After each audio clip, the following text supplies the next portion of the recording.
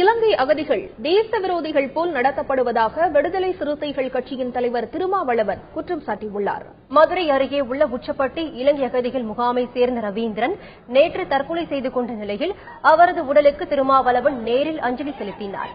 பின்னர் செய்தியாளர்களை சந்தித்த அவர் ரவீந்திரன் குடும்பத்திற்கு தமிழக அரசு 25 லட்சம் ரூபாய் இழப்பீடு வழங்க வேண்டும் என்றார். இலங்கை அகதிகள் முகாம்கள் அனைத்தும் திறந்தவெளி சிறைச்சாலையை விட மோசமாக இருப்பதாக அவர் குறிப்பிட்டார்.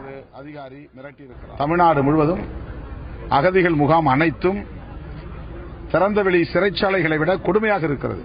25 ஆண்டுகளுக்கு மேலாக வசிக்கக்கூடிய இந்த தமிழ் மக்களை சிங்களவர்களை விட கேவலமாக இந்திய அரசும் தமிழக அரசும் நடத்துகிறது.